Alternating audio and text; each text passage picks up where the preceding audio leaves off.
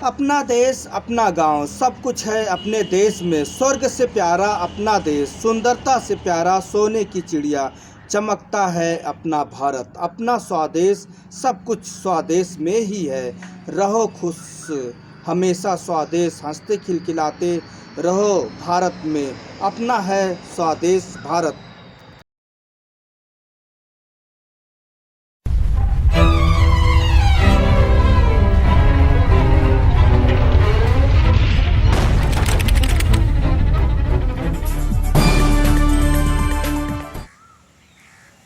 हमारे किसान भाइयों का अनाज जो तैयार हो गया है, फसल तैयार हो गई है, उसको सबसे बड़ी जो एक कार्य है और एक समस्या भी है, वो है उसको भंडारण करने की, स्टोरेज करने की।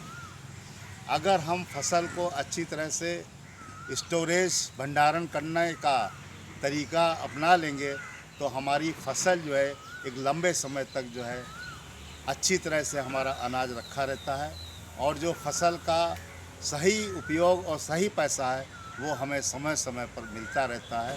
हम उसे जो है समय समय पर अच्छी तरह से रख कर बेचते रहते हैं और उसका सही मूल्य पा जाते हैं।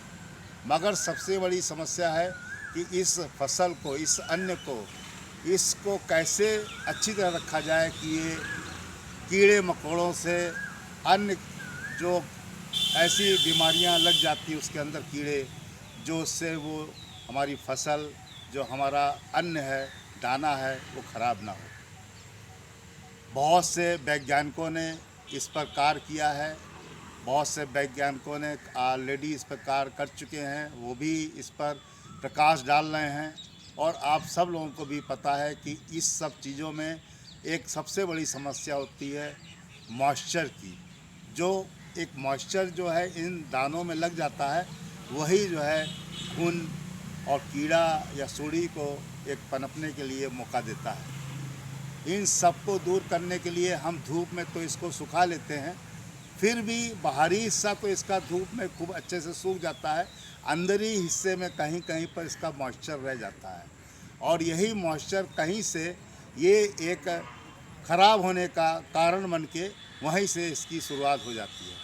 हमारे बहुत से वैज्ञानिकों ने इस पर सलाह दी है कि अगर किसान भाई जो है एक greenhouse solar air dryer, इसका नाम आप सुन लीजिएगा एक बार, greenhouse solar air dryers, यानी कि हमारे जो सोलर सिस्टम से अटैच्ड ऐसा कोई एयर्स के माध्यम से उस अन्न को सुखाने का कोई ऐसा यंत्र बन जाए जिससे कि उसके अंदर का भी हिस्सा सूख जाए अच्छे से, तो ये ख़राब होने के इसकी परसेंटेज बहुत कम हो जाती है, या लगभग बिल्कुल ख़त्म ही हो जाती है, या लगभग बिल्कुल ख़त्म ही हो जाती है। तो इसके लिए आप सब लोगों से एक निवेदन है, एक प्रार्थना है कि इस यंत्र को खरीदने के लिए चाहे आप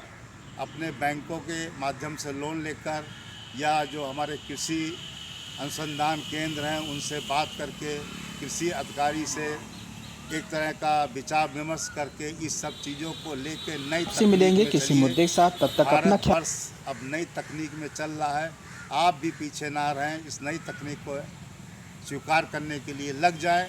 और अगर आपने ये नई तकनीक ले ली तो हमारे इस देश का किसान भी एक नई तकनीक का किसान कहलाया जाएगा। और जैसे आपको पता है कि जय जवान जय किसान जय विज्ञान, तो हमारा जय विज्ञान के साथ हमारा जो किसान है वो भी एक नई अद्भुत इस चीज़ को लेकर अपनी जो फसल उसने मेहनत से उगाई है, और देश के हमेशा नागरिकों के लिए, देश को देने के लिए उसको अच्छे तरह से भंडारण करके, स्टोरेज करके समय समय पर इस देश को आपूर्ति करता रहेगा।